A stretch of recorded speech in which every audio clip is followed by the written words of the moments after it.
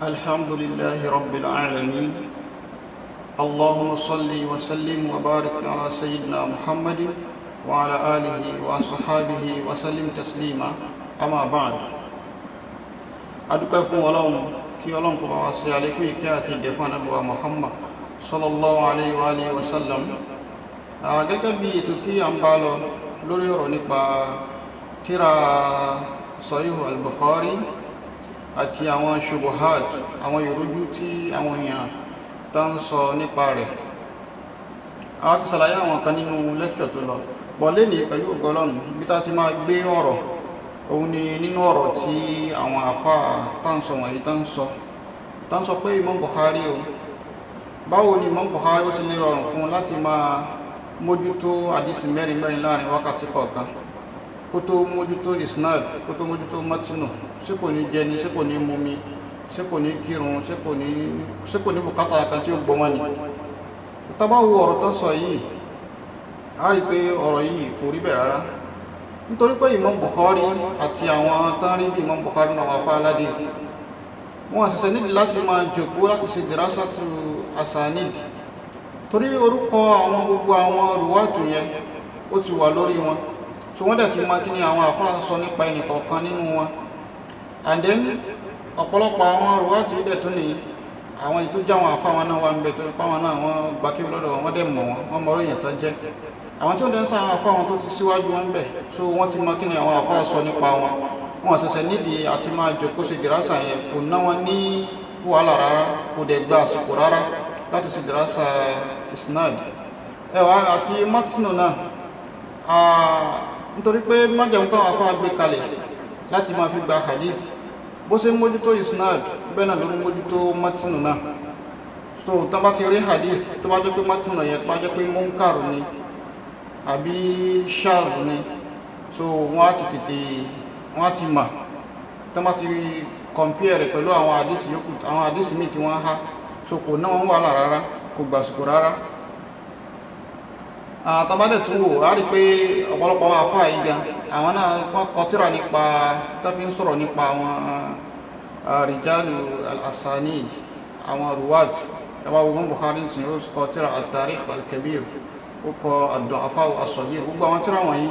wọ́n fi sọ nípa àwọn ruwat yìí tó fi ń dá lórí pé wọ́n ti mọ tani àwọn ruwat yìí, gbogbo àwọn lásìkò rárá láti ṣèdájọ́ lórí hadith bóyá isnadan aw matnan. Ọ̀rọ̀ táwọn ènìyàn tún sọ, so wọ́n sọ nínú ọ̀rọ̀ wọn pé Imam Bukhari o ṣùrútù ẹ̀ tó gbé kalẹ̀ láti fi gba hadith, wọ́n ní isnadu nìkan ló mójútó, kò mójútó matinu. Ipe tó bá ti rí pé àwọn rijal isnadu ẹ̀ wọ́n lálàáfíà yóò kàn gbà hadith yẹn wá ní, kò ní wò pé ṣé matinu tán gbà wáyé ṣé kò tako al-Qur'an, ṣé kò tako làákàyè. Àkọ́kọ́ ní ọ̀rọ̀ tó sọ yìí, ọ̀rọ̀ yìí ò rí bẹ́ẹ̀. Gẹ́gẹ́ bá ti ṣàlàyé pé Imam Bukhari kò gbé ṣùrútù kẹ́kẹ́ kalẹ̀. Ṣùrútù tí Imam Bukhari ń lò òun náà ni ṣùrútù táwọn àfáà ti gbé kalẹ̀ kí Imam Bukhari tó dé. Gẹ́gẹ́ bá ti mọ̀ pé kò ń ṣe Imam Bukhari ló kọ́kọ́ kó hadisi jọ, ó kàn jẹ́ kó ló kọ́kọ́ kó hadisi tó sọ ihun nìkan, tó dá hadisi sọ ihun nìkan kó jọ sínú tírà rẹ̀ ni. Musnad Imam Ahmad wọ́n ti kọ síwájú Imam Bukhari, Muwatta Imam Malik wọ́n ti kọ síwájú Imam Bukhari, àti gbogbo ọ̀pọ̀lọpọ̀ àwọn tírà hadith tí wọ́n ti kọ. So gbogbo àwọn àfáà tàdé ń sọ yìí, gbogbo wọn náà ni wọ́n lo májẹ̀mú tán àfáà láti sì gbé kalẹ̀ tán fi ń gba hadith, òun náà làwọn náà lò tán fi kó hadith wọn jọ. So orí àwọn májẹ̀mú tán ti gbé kalẹ̀ yìí, òun náà ni Imam Bukhari ń ṣiṣẹ́ lé lórí. Ìyàtọ̀ tó kàn wà láàrin Imam Bukhari àtàwọn ìmí nínú àwọn àfáà tán kó hadith jọ ni pé Imam Bukhari tashaddada fi tatbiqi hadhihi shurut. So Imam Bukhari níbi application àwọn májẹ̀mú tó gbé kalẹ̀ yẹn táfi mọ́ gba hadith sahih, Imam Bukhari òun rí pé ó lo àwọn májẹ̀mú yẹn, ó strict láti lo àwọn májẹ̀mú yẹn, ó rí pé òun lò dáadáa lọ́dún àwọn hadith tó ń gbà wá. Ìyẹn ló fà tó fi jẹ́ pé tírà rẹ̀ yẹn ó lálàáfíà ju ọ̀pọ̀lọpọ̀ àwọn tírà hadith yòókù lọ. So tí Imam Bukhari ṣe nìyẹn, kìí ṣe kóun ló dá ṣùrútù gbé kalẹ̀, bọ̀ ó lo ṣùrútù yẹn, ó strict gan lórí ṣùrútù yẹn láti apply rẹ̀. Ṣùrútù táwọn afáàdé gbé kalẹ̀ yìí ó ṣe mójútó matinu bẹ́ẹ̀ ló mójútó isnad, tẹ́lẹ̀ yìí fi ń tako ọ̀rọ̀ tí wọ́n sọ pé Imam Bukhari ò ṣùrútù rẹ̀ ò isnad nìkan ló mójútó, kò mójútó matinu. ipe bóyá ó yá ó tako al-Qur'an adé ọ̀rọ̀ tó ń sọ bí pé bóyá hadisi ó tako al-Qur'an kíyàn sọ pé hadisi tako al-Qur'an àkọ́kọ́ náà hadisi òfin tako Qur'an torí ọ̀rọ̀ Ọlọ́run àtọ̀rọ̀ nígbà Muhammad kò lè takora wọn àmọ́ al-Qur'an tá ń sọ yìí bí fáhàmì mánì pẹ̀lú àgbọ́yé ìtani ṣé bí àwọn báyàjú ṣe tú Qur'an fáwọn sọ̀hábà táwọn sọ̀hábà dẹ̀ gbọ́yé bẹ́ẹ̀ tí àwọn tọ́dẹ̀wálé àwọn sọ̀hábà tó gba ìtumọ̀ Qur'an lọ́wọ́ wọn ṣé ìyẹn lẹ́yìn là ń sọ ni àbí Qur'an tí yẹn kàn fi lugha arabiyya nìkan tú tí ó padà sínú àwọn kutubu tafasir tí ó lọ wo tíra tafsir àwọn tó yẹ pé Qur'an sọ̀kalẹ̀ ní sojú wọn tán mọ kí ló ṣẹlẹ̀ tí Qur'an fi sọ̀kalẹ̀ tán mọ bá gbọ́dọ̀ lọ́bí sí lo Qur'an yẹ báwo ló ṣe apply rẹ̀ nínú mujtama nínú society wọn so táwọn náà dẹ̀ tún lò lẹ́yìn wọn ṣé pẹ̀lú àgbọ́yé àwọn yẹn là ń sọ ní láti pàdé sí tako ní àbí pẹ̀lú àgbọ́yé tiwa táàfin tó Qur'an lẹ́nu and then ọ̀rọ̀ tó ń sọ pé Imam Bukhari òfin gbogbo yá àdísì tako làákàyè ẹ̀nà akílùmánì làákàyè tani ṣé làákàyè àkọ́kọ́ tó bá wo ọ̀rọ̀ ẹ̀sìn ó ṣe gbogbo nǹkan tó wà nínú ẹ̀sìn ni a máa fi làákàyè tó torí at-tashri' àwọn òfin tó wà nínú ẹ̀sìn bó ṣe wu Ọlọ́run ọba ló máa ń ṣe òfin ẹnìkan ò lè yẹ lọ́wọ́ rẹ̀ wò àbọ̀kánìkan wá délé ní kó kàn wọ́n mú hadith kan kó ló kó bá làákàyè mu sọ a máa bèèrè pé làákàyè tani tẹ́nìkan bá dé tó ní eléyìí ò bá làákàyè mu tẹ́lẹ̀yìn náà dé ó léléyìí ò bá làákàyè mu eléyìí náà dé Ọlọ́run ò bá làákàyè mu ọmọ pé làákàyè àwọn èèyàn kò jọra wọn ó yàtọ̀ ní tó bá làákàyè tẹnìkan mu kò ní bá làákàyè tẹnìkejì mu tó fi yé wa pé àlè máa fi làákàyè tó ọ̀rọ̀ ẹ̀sìn tá a bá ń fi làákàyè tó ọ̀rọ̀ ẹ̀sìn sọ kálukú kọ́ máa ṣe tó wù ní because kálukú kọ́ máa ní àhílẹ̀ yóò bá làákàyè mu yóò ní sí eléyìí lóde yóò lé èyí tó bá làákàyè mu lọ́dọ̀ tẹ́lẹ̀ eléyìí ó ní kó bá làákàyè mu kálukú ò ní sí tó fi ń jẹ́ pé ọ̀rọ̀ tá ń sọ pé Imam Bukhari kì í wo hadith bóyá owó mọ́tún hadith bóyá ó bá làákàyè àbí ó bá yà Kùránì mu ọ̀rọ̀ ilé ìtàn sọ yìí kò sọ̀rọ̀ ń bẹ̀ because tashri'u ni ọ̀rọ̀ tá ń sọ yìí kò ń sì làákàyè èèyàn láàmà fi wọn àwọn òní pé ǹjẹ́ kí ní ìlàláàfíà sí Ọlọ́run sọ lóòótọ́ sánábí sọ lóòótọ́ gbogbo tí àwọn mọ́jọ̀mọ́ tá a fà gbé kalẹ̀ tá a fi máa mọ̀ pé ọ̀rọ̀ yìí ànábì ló sọ lóòótọ́ tá bá ti pé sára rẹ̀ sọ àmọ́ kan ànábì ló sọ a kà máa wá tafsiri rẹ̀ káàkiri bó làwọn afá ṣe tú ìyẹn ló kọ́kù tá a máa wá ọ̀rọ̀ tán sọ ń bẹ̀ yẹn Imam Bukhari ò gbé ṣùrùtù kalẹ̀ ṣùrùtù àwọn afá ti gbé kalẹ̀ síwájú rẹ̀ náà ló ń lò ṣùrùtù tálẹ̀ ti gbé kalẹ̀ yìí ó sì mójútó isnad bẹ́ẹ̀ náà ló mójútó matinu inshallah pẹ̀lú ọgọ́lọ́wọ́ apàdà máa ṣàlàyé lẹ́kùnrẹ́rẹ́ àṣírùtù àwọn àfà májẹ̀mú táwọn àfà gbé kalẹ̀ táàfin máa mọ̀ pé hadith eléyìí ó lálàáfíà hadith eléyìí kò ní àlàáfíà apàdà máa sọ yẹn lẹ́kùnrẹ́rẹ́ pẹ̀lú ọgọ́lọ́wọ́ ọba. nínú ọ̀rọ̀ tó tún sọ tó tún fi ta àbùkù tírà Sahih Bukhari wọn ni pé wọ́n ní Imam Bukhari wọ́n ló máa ń gba hadith wa tó dọ̀ àwọn al-murtaddun àtàwọn al-fasaqah and then àtàwọn al-munafiqun wọ́n ní Imam Bukhari wọ́n ló máa ń gba àdísì wá lọ́dọ̀ àwọn al-murtadun àwọn tán ti kúrò nínú Islam tán ti jáde kúrò nínú Islam àtàwọn ẹlẹ́ṣẹ̀ àwọn pòkì àwọn ọ̀daràn wọ́n ní Imam Bukhari máa ń gba àdísì wá lọ́dọ̀ òwúrọ̀ àwọn báyìí àpọ́dà wọn tún sọ ní ọ̀rọ̀ wọn pé àbọ̀ Imam Bukhari tó bá ti di pé wọ́n ṣe ìtìhámù ẹnìkan pẹ̀lú tashayyun bí bóyá ènìyàn ó jẹ́ ṣíà Imam Bukhari ò ní gba àdísì lọ́wọ́ rẹ̀ èsì lérí ọ̀rọ̀ yìí àkọ́kọ́ tábàlọ́wọ́ náà tíra Tadribu Rawi tí Imam Sayuti tó kọ àárí pé Imam Sayuti ó ń sọ ń bẹ̀ pé gbogbo àwọn àfá pátápátá jumhur èyí tó pọ̀ jù àwọn àfá bóyá àwọn àfá aládìsí ni o àbáwọn àfá onífíkíù ni o gbogbo wọn ni wọ́n gbà pé tíra Bukhari yìí o asọ́hù kitabi hadith so asọ́hù kitabi min bayni kutubil hadith àwọn gbà pé òun ló lálàáfíà ní gbogbo tíra hadith dákọ̀ kódà tó fi dórí àwọn tí wọ́n ṣe ìtẹ́kọ́dù àwọn hadith kọ̀ọ̀kan nù Sahih Bukhari náà gẹ́gẹ́ bí wọ́n dárò kó ní àwọn Sheikh Albani gbogbo àwọn tán fẹnu kan àwọn hadith kọ̀ọ̀kan nù Sahih Bukhari náà nínú àwọn àfá aládìs gbogbo wọn ni wọ́n gbà pé tíra Sahih Bukhari yẹ òun ló lálàáfíà jù nítorí pé li'annahu ashaddu ittisalan wa atqanu rijalan torí tíra Bukhari ìtìsọ́ọ̀lù ẹ̀ kó jẹ́ pé ẹni tó gba hadith wa ó gbọ́lọ́dọ̀ ẹni tó gba lọ́wọ́ rẹ̀ òyìn náà tó gbọ́lọ́dọ̀ ẹni tó gba lọ́wọ́ rẹ̀ Imam Bukhari mú tó kí ní ẹ̀gá Imam Bukhari lè sẹ̀sà àwọn èèyàn tí ma tó gba hadith wa lọ́wọ́ wọn kò kàn máa ṣàdédé gba àdìsí wa lọ́wọ́ anybody bọ́ ó sa ìsà àwọn èèyàn tó gba àdìsí wa lọ́wọ́ wọn ló jẹ́ kí gbogbo àfa gbà pé tíra Sahih Bukhari yìí òun ló ní àlàáfíà jù. àdéhùn bá lè lọ wo àwọn tí Imam Bukhari tó gba àdìsí wa lọ́wọ́ wọn nínú àwọn tí àwọn èèyàn fẹ̀sùn kàn ipe májẹ̀mú ṣùrùtù rẹ tó ń lò tó fi ń gba àdìsí wa kò pé lórí àwọn eléyìí táwọn àwọn afáládìsí kọ̀ọ̀kan tán sọ̀rọ̀ nípa wọn pé kò yẹ kí Imam Bukhari gba àdìsí wa lọ́wọ́ orú àwọn ẹni báyìí. tábà lọ wo orú àwọn ẹni yẹn ọ̀pọ̀lọpọ̀ wọn nínú àwọn àfáà Imam Bukhari gẹ́gẹ́ ni sọ pé Imam Bukhari ó bá wọn ó dẹ̀ mọ̀ wọn ó bá wọn sí ó bá wọn jòkó ó gbà wọn lọ́dọ̀ wọn ó mọ oríyàn tán jẹ́ so pẹ̀lú mímọ̀ rẹ̀ yẹn ló fi ṣèdájọ́ lórí wọn tó jẹ́ pé n tó ń mọ̀ nípa wọn yẹn ọ̀pọ̀lọpọ̀ àwọn tá ń fẹ̀sùn kan tó ṣe gbàdúrà sọ lọ́wọ́ wọn àwọn ò mọ̀ nípa nǹkan yẹn tó ráwọn òjòkó ti àwọn yẹn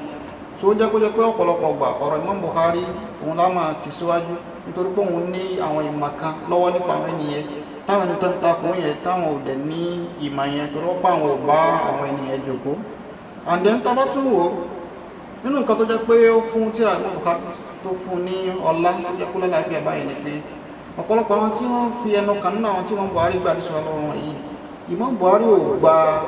èyí tó pọ̀ nínú àdìsí wa lọ́wọ́ wọn àdìsí tí Imam Bukhari gbà lọ́wọ́ wọn ó níye àdìsí yẹn ó níye díẹ̀ dẹ̀ ni kò pọ̀ púpọ̀.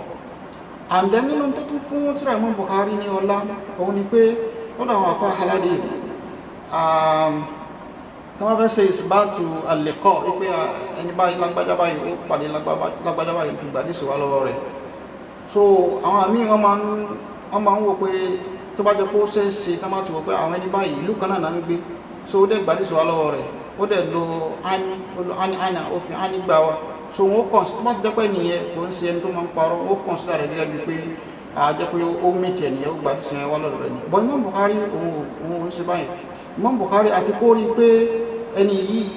ó fẹsẹ̀ rinlẹ̀ pé ó pàdé ẹni yìí lóòótọ́ ni pẹ̀lú kó rí pé bóyá náà àdìsí yẹn ó ibìkan wà tó ti lo tàdísì lásán masala hadassana tó ti di pé ó sọ náà pé ẹni báyìí ló sọ àdìsí yìí fún wa tó fi ń rinlẹ̀ pé ẹni yìí ó gbọ́ lẹ́nu ẹni yìí gẹ́gẹ́ ni ó dẹ̀ pàdé rẹ̀ so lára tó jẹ́ kí tíra Imam Bukhari yẹn kó lálàáfíà gan ni yẹn. àdéhùn bá lọ wo nínú Fathul Bari tí a fáwọn Ibn Hajar tó kọ nínú muqaddima rẹ̀ ó báàbù kan wà ń bẹ̀ tó fi ṣàlàyé nípa gbogbo àwọn tí àwọn èèyàn sọ̀rọ̀ nípa àwọn tí Imam Bukhari tó gba àdìsí lọ́wọ́ wọn àwọn kọ̀ọ̀kan táwọn afáfẹnu kà ń bẹ̀ pé kò yẹ kí Imam Bukhari gba àdìsí lọ́wọ́ àwọn eléyìí so Ibn Hajar ó ṣàlàyé nípa gbogbo wọn ó dẹ̀ mú èsì wá pé tó fa ni o tó fa tí Imam Bukhari fi gba àdìsí lọ́wọ́ eléyìí ni o tọ́wá ní ibi tá à ń sọ yìí Imam Ibn Hajar wá ń sọ pé kí akọ́kọ́ lọ mọ̀ náà pé àkọ́kọ́ tí Imam Bukhari bá gba hadith wá lọ́wọ́ ẹnìkan ìtumọ̀ yẹn ni pé Imam Bukhari ẹni yẹn síkọ̀ lọ́dọ̀ Imam Bukhari adilun dobit Imam Bukhari pé ẹni tí ó lẹ́sìn ni tó dẹ̀ hadith tó dẹ̀ gbà wá tó sọ yẹn ó yé ó dẹ̀ mà kò dẹ̀ sí mistake ń bẹ̀ ó rí pé bó ṣe hadith yẹn wá yẹn ìyẹn ló fà tó fi gba hadith yẹn wá lọ́yìn ọwọ́ rẹ̀ so tàbádẹ̀ lọ wò á rí pé jùmúhùrù àwọn àfá ẹgẹ́ bá ṣe sọ náà àfá haladis àtàwọn àfá onífíkíù náà gbogbo wọn náà gbà pé wọ́n ṣe ìtìláàkù láfṣù pé kìtàbù sahih lórí tíra Bukhari yẹn gbogbo wọn náà wọ́n ṣe ìtìláàkù láfṣù pé tíra tó lálàáfíà ni wọ́n fi síhà wọ́n fi ròyìn rẹ̀ ìwá fi síhà ròyìn rẹ̀ yẹn lọ́dọ̀ gbogbo jùmúhùrù àwọn àfá haladis àtàwọn àfá onífíkíù ìtumọ̀ yẹn ni pé tàdílù ni ọ̀rọ̀ yẹn jẹ́ bá ṣe sífà sí àròyìn tíra Sahih Bukhari yẹ so tàdílù ló jẹ́ gbogbo àwọn ruwátù tó wà nínú tíra Sahih Bukhari gbogbo àwọn tí Imam Bukhari gba àdìsí wá lọ́wọ́ wọn ìyẹn ń jẹ́ tàdílù fún wa pé gbogbo àwọn ẹni yìí o ẹni tí a lè gba àdìsí wá lọ́wọ́ wọn ni bóyá síkọ̀ ni wọ́n àbí pé sọ̀dúkù ni wọ́n àwọn tá a lè gba àdìsí wọn ni tá a lè fi wọ́n jẹ́rìí nínú Islam ọ̀rọ̀ tán bá mú wá ìtumọ̀ yẹn ni pé pẹ̀lú gbogbo àwọn afáàsì gbà pé tíra Sahih Bukhari yẹn ò tíra tí ó ná àlàáfíà nìyẹn so pàápàá jùlọ àwọn tí Imam Bukhari bá gba àdìsí wa lọ́wọ́ wọn nínú asìlù tíra rẹ̀ gẹ́gẹ́ bá sọ pé àwọn àdìsí tó wà ń bẹ̀ wọ́n pín sí bí ọ̀nà mẹ́ta àwọn tó wà lórí ṣùrùtù ẹ̀ àwọn tó jẹ́ pé kò tó ṣùrùtù ẹ̀ bọ̀ wọ́n lálàáfíà àtàwọn tó jẹ́ pé àwọn mu'allaqat àwọn tó jẹ́ pé alifi sẹ̀rí ní Islam bọ̀ bọ́yá wọn láwọn ayé díẹ̀díẹ̀ bọ̀tàbá ó ní báwọn afá aládìsí máa ń lo ogoro àwọn àdìsí báyìí tó gbogbo àwọn tí Imam Bukhari bá gba àdìsí ọlọ́wọ́ wọn nínú usulu tíra rẹ̀ so tàdílù bí àwọn afá ṣe gbà pé tíra Sahih Bukhari ọlọ́láfíà tàdílù ló jẹ́ fún wa wọn ló fà nínú ọ̀rọ̀ táwọn afá máa ń sọ gbogbo ẹni tí Bukhari bá ti gba àdìsí ọlọ́wọ́ rẹ̀ wọ́n mọ̀ sọ pé qad jaza al-qantara qad tajawaza al-qantara báwọn yẹn wọ́n ti gòkè odò káfárá tó já ìtumọ̀ yẹn ni pé gbogbo àwọn yẹn ẹni tó lálàáfíà ni wọ́n tá lè gba àdìsí wa lọ́wọ́ wọn nínú Islam ẹwà ara wọn tí Imam Bukhari bá gbà àdìsí wa lọ́wọ́ wọn bẹ́ẹ̀ nínú àwọn shawahid àwọn mutabi'at àwọn at-ta'liq so tabarẹ́ lómi tó sọ nǹkankan nípa wọn pé náà pé kí Imam Bukhari gbà àdìsí wa lọ́wọ́ alẹ́ báwọn ilé yóò lálàáfíà àfikẹ́niyẹ́ wọ́n fi ẹsẹ̀ rẹ̀ rinlẹ̀ wípé ìdí táwọn ẹni yóò fi lálàáfíà wọ́n nírò àwọn ẹni báyìí àkàn nígbà kẹ́nìkankan jarraha àwọn lásán àfi kó jẹ́ jarhun mufassal jarhun mubayyan kẹ́niyẹ́ sọ ìdí táwọn ẹni yóò fi lálàáfíà nítorí pé gbígbà tí Imam Bukhari gbà àdìsí ọlọ́wọ́ wọn ó fi ń dá lórí fún wọn lálàáfíà bọ̀tọ̀bá rẹ̀ nìkan tó wá láwọn àwọn ẹni yóò kò yẹ ká gbà àdìsí ọlọ́wọ́ wọn àfi kó sàlàyé ìdí tá a fi gbọdọ̀ tá a fi ní gbà àdìsí ọlọ́wọ́ wọn kí a tó lè gba ọ̀rọ̀ rẹ̀ wọlé torí Ibn Hajar ó ń sàlàyé ń bẹ̀ pé torí ìdí tí wọ́n fi máa ń dá hadisi àwọn afá aládìsí padà tẹ́nì kó fi agbàdìsí wa tá a fi dá padà pé no hadisi rẹ̀ yà nígbà wọlé àbí tá a fi fẹ́nu àbùkù kan tó gbàdìsí yẹn wá pé no ìwọ yìí òun sẹ́ńtà ní gbàdìsí wa lọ́wọ́ rẹ̀ ọ̀nà márùn-ún ló pín sí àkọ́kọ́ ni al-bid'ah tó wájú pé ní yìí ẹni tó gbàdìsí wa yìí ó ní àwọn kankan lọ́wọ́ tó tako ìlànà Ànábì Muhammad àti ìlànà àwọn sàhábà tí ó sí lórí ìlànà tó lálàáfíà nínú Islam tó wọ́n lè má gbàdìsí lọ́wọ́ rẹ̀ àti al-mukhalafa so ẹlẹ́kejì ni al-mukhalafa tó wájú pé bóyá ní tó gba hadisi yìí wá ó yapa hadisi tó gbà wá ó yapa hadisi tí àwọn míì táwọn ní mímọ̀ jùlọ tẹ́tẹ̀lé àǹkan jùlọ ó yapa àdísì táwọn gbà wá àbí ó yapa àdísì bóyá nìkan tó sópa àdísì wá ní sọ wọ́n yapa àdísì táwọn bí àwọn márùn-ún àwọn mẹ́fà gbà wá so ìyẹn náà wà lára tó wọn fi ń dá àdísì padà and then lára tó máa ń dá àdísì padà ni pé al-ghalat mistake tó wáyé pé nìyẹn máa ń ṣe mistake púpọ̀ wọ́n kó gbogbo àdísì ẹ̀jọ́ wọn rí pé mistake ló sá máa ń ṣe ní àdísì sá a máa dárò àdísì ẹni báyẹn padà bẹ́ẹ̀ náà ni jahalatul hal so ká má ma identity personality tó gba hadisi wa wọ́n kàn mọ́ orúkọ rẹ̀ níwọ̀n àmọ́rọ̀ èyí tó jẹ́ ọmọ ìlú wo ni ta ló bí irú àwọn oníwù tó máa ń dárò àdísì báyìí náà padà àti al-inqita tó máa rí pé wọ́n gba hadisi kan wá lọ wọnú ìsinádù hadisi yẹn tó wọ́n rí pé ẹni tó gba hadisi wa látọ̀dọ̀ ẹni tó wà wájú rẹ̀ kò gbọ́ hadisi yẹn lẹ́nu rẹ̀ so irú hadisi yẹn wọ́n á dá padà wọ́n á ní kò ní àlàáfíà Ibn Hajar wọ́n ṣàlàyé pé jahalatul hal kama ma identity yẹn kama ma personality yẹn mọ́bọ̀ Ibn Hajar ìyẹn gbogbo àwọn tí tábàlọ́wọ́ ní tíra Sahih Bukhari kò sí ẹnìkan kan náà àwọn tí Imam Bukhari gbàdí sọ̀rọ̀ lọ́wọ́ wọn táwa lè fi rú eléyìí ròyìn ìbọ̀yà jahalatul hal ìbọ̀yà àwọn ọmọ irú èèyàn tó jẹ́ so afa Ibn Hajar ní kò sí ẹnìkan kan náà àwọn tí Imam Bukhari gbàdí sí wà lọ́wọ́ wọn tá lè fi rú ìròyìn báyìí tá lè fi ròyìn al-ghalat mistake bí akéèyàn gba àdísì wa kó wá sí mistake náà àdísì tó gbà wáyé eléyìí ọ̀nà méjì ló pín sí ìgbà míì ó lè jẹ́ kathirul ghalat wọ́n ẹni tó máa ń ṣe mistake púpọ̀ mistake yẹn pọ̀ tàwa kó wá sáré pé gbogbo àdísì mistake ló sábà máa ń ṣe àfáàní ro eléyìí nínú gbogbo táwa lọ́wọ́ ní Sahih Bukhari ó free ó là kó nínú eléyìí kò sẹ́ni kankan náà àwọn tí Imam Bukhari gba àdísì wa lọ́wọ́ wọn táwa lè fi kathirul ghalat tá lè fi ròyìn nínú gbogbo àwọn tí Imam Bukhari gba àdísì wa lọ́wọ́ wọn so àfáàní kò sẹ́ni kankan bẹ̀ tá lè fi kathirul ghalat tá lè fi ròyìn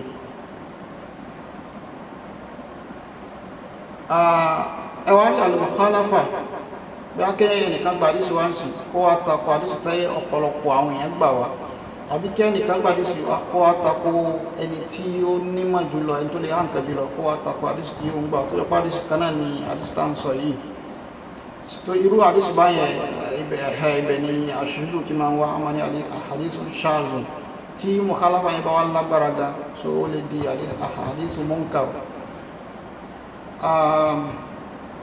àfáàní irú eléyìí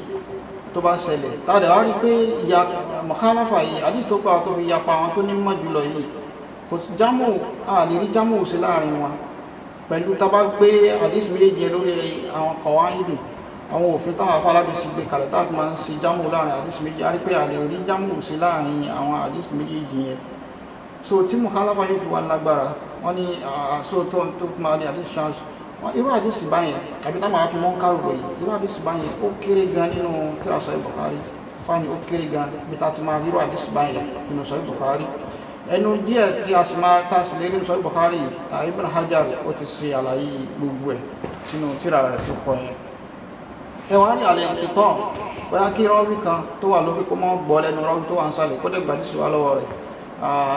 Ibn Hajar ní tírà Sahih Bukhari ó fìrì nípa ilé ìtànsọ yìí náà kò sírù nǹkan tó jọba yìí níbẹ̀. Tọ́ba ń sọ pé Ibn Hajar ó sọ̀rọ̀ nípa Sahih Bukhari àwọn ẹni tá ń sọ yìí àwọn ni mutakhasisuna fi Sahih Bukhari wà fi sunnah. Ibn Hajar tá ń sọ yìí 30 years ló lò tó fi kọ tírà Sharh Sahih Bukhari, ó lò 5 years ó fi kọ muqaddima tó ń jẹ́ mujallad ọ̀kan, ó dẹ̀ lò 25 years ó fi kọ Sharh Sahih Bukhari yẹn. láti pé táwọn wo àwọn tá ń sọ yìí gbogbo gbésí ayé wọn sunnah òun ni wọ́n fi ṣe khidma, so gbogbo ọ̀pọ̀lọpọ̀ nǹkan ló yé wọn nípa súnà òun ló fà tó jẹ́ pé ọ̀rọ̀ wọn tán bá sọ a máa gbé síwájú ọ̀rọ̀ ẹlòmíì pàápàá jùlọ àwọn tó ń sọ̀rọ̀ káàkiri ń sìn nípa Sahih Bukhari àwọn ẹni yìí wọn nímọ̀ kankan nípa ulumul hadith wọn nímọ̀ kankan nípa súnà tó bá kàn ti fẹ́ tako nǹkan kan ni wọ́n á sáré máa lọ kátìrà wọ́n lọ máa wá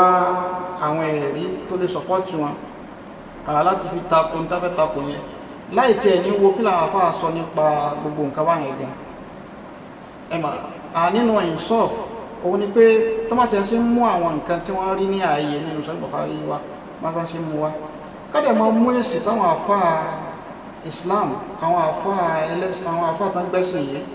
bẹ́ẹ̀ náà afá onífíkì ní àbí náà afá aládìsìn yìí èsì tó ti fọ̀ lórí gbogbo orú àwọn ṣubuhatu yẹn kádẹ̀ ká máa gbọ́ àbíkọ́ sígbà tó jọ pé ìtàn láwọn ń ṣe ni pé àwọn ń pèpè sínú ẹ̀sìn àwọn dẹ̀ ń ṣe khidma ẹ̀sìn tó bá mú ìrújú kan wá nípa tírà Sahih Bukhari àbí nípa hadith kan wọ́n gbọ́dọ̀ mú èsì táwọn àfá Islam tó ti fọ̀ síwájú nípa hadith yẹn so kọ́tẹ̀ wọ́n kọ̀mpíà rẹ̀ pẹ̀lú ráàyè tí wọ́n káwo ta ló tẹ̀wọ̀n jù bọ̀ àwọn kan mú àwọn ìrújú wá ní wọn àmọ́ mú èsì tí àwọn àfá ń fọ̀ nípa ìwà tabada wo manhaj tan lo yi ko nse manhaj al-ilmi as-sahih manhaj ko nse manhaj al-ilmi as-sahih so manhaj al-ilmi as-sahih ni pé ẹ mú ìrújú wá ẹ dẹ̀ mú islam afa fo wa kẹ́ wá kora láàrin méjèèjì kẹ́ wá wo ìwúlò lálàáfíà jù bó àwọn tan sọ yìí àwọn ò sí báyìí ẹ wá rí bid'a bóyá ká torí bid'a ká wá dá hadisi yẹn padà ọ̀nà méjì lélẹ́yìí pín sí àwọn bídíà kan wà tó jẹ́ pé yukaffaru biha àwọn kan dẹ̀ wà tó jẹ́ pé yufassaku biha àwọn bídíà kan wà tó jẹ́ pé tó bá ṣe ó lè sọ́ di kèfèrí gẹ́gẹ́ bí àwọn tí wọ́n gbà pé Sayyidina Ali radiyallahu anhu tán gbà pé ọlọ́run tán ti sọ́dọ̀ ọlọ́run àwọn ìròyìn ọlọ́run bá tán ti gbé fún Sayyidina Ali tó gbogbo àwọn báyẹn gbogbo àwọn tó rí báyẹn Imam Bukhari kò gbàdé sọ lọ́wọ́ ẹnìkankan nínú wọn gbogbo ẹni tó ní bídíà tó yẹ pé bídíà yìí ó wá lè mú yàn kó ní Islam tí gbogbo àfáàdẹ̀ ṣe ìtìfáàkùlé lórí pé irú bídíà báyìí ó máa ń gbé yàn kó ní Islam so gbogbo àwọn báyìí Imam Bukhari kò gbàdé sọ lọ́wọ́ ẹnìkankan nínú wọn ẹ wá rí àwọn bídíà tó jẹ pé ó máa ń sọ̀yàn di pòkì ó máa ń sọ̀yàn di ẹlẹ́ṣẹ̀ níwájú Ọlọ́run ọba àwọn àfáà wọ́n ní ọ̀rọ̀ lórí ìyẹn gbọ́n pé bídíà tó jẹ́ pé kó lè gbéyàn kó ní Islam lọ ó lè sọ̀yàn dípò kí ó lè sọ̀yàn di ẹlẹ́ṣẹ̀ níwájú Ọlọ́run ọba ọ̀nà mẹ́ta ni àwọn àfáà lọ àkọ́kọ́ náà ni pé ẹni tó bá ń ṣe irú bídíà báyìí tó bá jẹ́ pé ó jẹ́ olódodo ó dẹ̀ jẹ́ ẹlẹ́sìn ó dẹ̀ jẹ́ ẹni tí ọmọlúwàbí tó níjọ ọmọlúwàbí lára bọ̀ ó ní àwọn bídíà yẹn lọ́wọ́ so àwọn àfáà ó dẹ̀ wá jẹ́ pé kò kí ń pèpè sínú bídíà yẹn kò jẹ́ pé ẹni tó ń pèpè sínú bídíà yẹn tó tún wá jẹ́ pé bóyá àdìsí tó gbà wáyé kò ń ṣe àdìsí tó sọpọ́tì bídíà tó gbé lọ́wọ́ yẹn so àwọn akẹ́nà àfà sọ pé a lè gbàdìsí lọ́wọ́ rẹ̀ mutlaqan láì consider anything a lè gbàdìsí irú wọn báyẹn so àwọn akẹ́nà àfà sọ pé a ní gbàdìsí wọn bọ̀ àwọn akẹ́nà àfà àwọn lọ sí pé tó wá jẹ́ pé ẹni yìí o kò ń sí ẹni tó ń pèpè lọ síbi bídíà tó ń ṣe yẹn ó ní bídíà lọ́wọ́ tó bọ̀ ó dẹ̀ jọmọlúwàbí ó jẹ́lẹ́sìn ojúlódodo bọ̀ kò máa pèpè lọ síbi bídíà rẹ̀ yẹn àdéhùn tó wájẹ́ pé àdìsí tó ń gbà wá yẹn kò ń ṣe pé àdìsí tó ń sọpọ́tì bídíà tó ń ṣe yẹn so àwọn àfa ọ̀pọ̀lọpọ̀ náà àwọn àfa wọ́n ní a lè gba àdìsí wa lọ́wọ́ irú àwọn báyẹn so irú àwọn báyẹn a lè máa rí nínú tírà Sahih Bukhari tó jọ pé àwọn àfa wọ́n gbà pé a lè gba àdìsí wa lọ́wọ́ irú àwọn báyẹn nítorí ìdí tàfihàn gbogbo àwọn tí àwọn èèyàn ń sọ̀rọ̀ nípa wọn rìjálù tí Buhari gba àdìsí wa lọ́wọ́ wọn tó ń fẹ̀sùn kàn wọ́n Buhari lórí wọn ìdí tó jọ pé a ní láti lọ sí dìrásà rẹ̀ ká tó gba ọ̀rọ̀ wọn wọlé ni pé torí oríṣiríṣi gẹ́gẹ́ bí wọ́n ajáre ṣe sọ ni pé ìdí táwọn yẹn fi máa ń jà rọ́hà àwọn ruwad oríṣiríṣi ọ̀nà ló pín sí àwọn ẹlòmíì wọ́n jà rọ́hà àwọn ruwad tó sọ pé tá bá wo sábàbù tẹ̀jìrìhì wọn yẹn kò lọ ànígbà wọlé kò ń ṣe nǹkan tí a lè jà rọ́hà yàn nítorí rẹ̀ gẹ́gẹ́ bí àwọn afáṣẹ ṣàlàyé àwọn ìdí yẹn lóríṣiríṣi so ìyẹn bí yẹn ṣe rí nìyẹn nínú ọ̀rọ̀ tí àwọn tó ń takò tí wọ́n Sahih Bukhari nínú tó tún sọ òun ni pé wọ́n ń béèrè nípa pé níbo ni aslu Sahih Bukhari wà pé nùsùkà tí Imam Bukhari fẹ́ wà rẹ̀ kọ níbo ló wà so tá a bá ti rí a jẹ́ pé bóyá Imam Bukhari kọ́ ló kọ tírà rẹ̀ nìyẹn tá bá wo ọ̀rọ̀ tó sọ yìí àwọn náà fi ìrìnlẹ̀ ní ọ̀rọ̀ wọn pé ọ̀dọ̀ àwọn al-mustashriqun làwọn ti gbọ́ ọ̀rọ̀ yẹn wọ́n nígbà tó ń kó àwọn manuscript jọ wọ́n ní wọ́n rí tírà tí Bukhari tó fọ́ ara rẹ̀ kọ àkọ́kọ́ náà ọ̀rọ̀ tó ń sọ yìí ọ̀dọ̀ àwọn mustashriqun náà ti gbà inshallah àpàdà máa ṣàlàyé fúnra wa àwọn onípẹ̀lá mustashriqun sáwọn tá a lè ṣe ìtìmọ́dù lórí ọ̀rọ̀ tó bá sọ nípa Islam sáàlì alifiyẹ máa ṣe ẹ̀rí ká dúró lórí àpàdà ṣàlàyé àwọn olàwọn mustashriqun àmọ́ èsì nípa ilé ìtàn sọ yìí ní sókè òní pé gbogbo alámọ̀ pé ọ̀pọ̀lọpọ̀ manuscript ọ̀pọ̀lọpọ̀ tírà tó jẹ́ aslu tí ẹni tó kọ tírà ìgbà kọ ọ̀pọ̀lọpọ̀ tírà ló ti sọ nínú Islam tí ààrí málìní fáwọn ìdíkà bí ìdíkì àpàdà máa ṣe àlàyé àwọn ẹ̀yẹn gbẹ̀jẹ́ kákan fún alápòjúwe kan even ní àsìkò tí ó jìnà rárá bá ní sẹ́ńtúrì kan síwájú àbí sẹ́ńtúrì méjì nínú gbogbo àwọn afáàtàn ti sẹ̀mí ní Nàìjíríà lápòjúwe tẹ́lẹ̀ kọ tírà ṣé gbogbo wọn bí àsìkò yẹn ṣe súnmọ́ tó yìí ṣé gbogbo wọn lè rí nusakha asliya àwọn tí wọ́n fọ káàtó ara wọn kọ ní gbogbo wọn kọ́ la lè rí bọ̀ àwọn afá yìí wọ́n kọ tírà yìí nígbà yẹn gbogbo ayé dàpọ̀ àwọn náà kọ so wọ́n dẹ̀ print ẹ̀ jáde so ìtàn print jáde yẹn ó wà níta ìtàn publish yẹn ó wà níta gbogbo ayé dẹ̀ rí wọ́n dẹ̀ dàpọ̀ àwọn náà kọ tó ká máa sọ lẹ́ni pé lápèjúwe tírà táwọn afá wa kọ nílẹ̀ Yorùbá àbí ní Nàìjíríà lápapọ̀ tá a wá rí èyí táfà yẹn fọ ara rẹ̀ kọ́ mọ́ bọ́ èyí tán publish ó wà káàkiri tó gba yẹn ká sọ pé torí pé àtìrí táfà yẹn fọ ara rẹ̀ kọ yẹn so àfà yẹn kan ló kọ ẹ̀dàkùn sí ọ̀rọ̀ yìí ṣé àwọn yẹn máa gbá wọlé so gẹ́gẹ́ bẹ́ẹ̀ náà ni àwọn tán ń pèpè pé kán lọ wá nusukha sílẹ̀ àti wọn Bukhari fọ ara rẹ̀ kọ wá so èsì lórí eléyìí òun ni pé àkọ́kọ́ náà ká lọ mọ̀ pé àìfẹsẹ̀ rinlẹ̀ tírà Sahih Bukhari pé Imam Bukhari ló kọ tírà nǹkan tó fẹsẹ̀ rinlẹ̀ ní tí gbogbo èèyàn gbẹ̀ gbà gẹ́gẹ́ bí ó fi jẹ́ pé Muwatta Imam Maliki gbogbo àwọn àpò Imam Maliki ló kọ Ar-Risala gbogbo àwọn àpò Imam Shafi'i ló kọ Musnad Imam Ahmad gbogbo àwọn àpò Imam Ahmad ló kọ ǹjẹ́ ṣé aslu nusukha asliya tí àwọn àfáàtà kàyí tán fọ ara wọn kọ ǹjẹ́ sọ wà láyé lè sáà lè rí so kí ni yàtọ̀ láàrin àwọn ayé àtàwọn àti Imam Bukhari bọ̀ nǹkan tó ṣẹlẹ̀ ni pé àwọn tá ń sọ yìí àwọn kan gba ọ̀rọ̀ ilẹ̀ náà àwọn mustashriqun àwọn ò mọ ìdí tá fi sọ wọn àmọ̀ ìdí tá fi sọ bọ̀ ó gbẹ lápára máa ṣàlàyé fún wa pẹ̀lú ìgbọ́lọ́wọ́ bá àjẹ́ tí a sọ Bukhari tá ń sọ yìí wọ́n gbà wá fún wa bitawatur ni a ṣàlàyé fún wa wípé Imam Bukhari nígbà tó kọ tírà rẹ̀ tán ó gbé lọ sọ́dọ̀ àwọn àfáà tó wà láyé lásìkò rẹ̀ ńgbà yẹn pé kán bá nǹkan wo tírà tó ń kọ ni gbogbo wọn lè mọ̀ pé àwọn dẹ̀ gbà pé tírà yìí ó lálàáfíà so gbogbo wọn jẹ́rìí sí àwọn ọmọ kéwú tó wá gbalẹ̀ ní Imam Bukhari wọn níye tó ọpá àwọn náà gbalẹ̀ lọ rẹ̀ Imam Bukhari ká fún wọn sì kọ́ kalẹ̀ so àwọn tó wá wá ní àwọn yẹn náà àwọn náà tún gbà bẹ́ẹ̀ àwọn náà tún gbà bẹ́ẹ̀ àwọn náà tún gbà bẹ́ẹ̀ so wọ́n sì ń gbà tó ti ń gbà nìyẹn tó fi adásùkọ̀ tí wọ́n tán dọkumẹ́ntì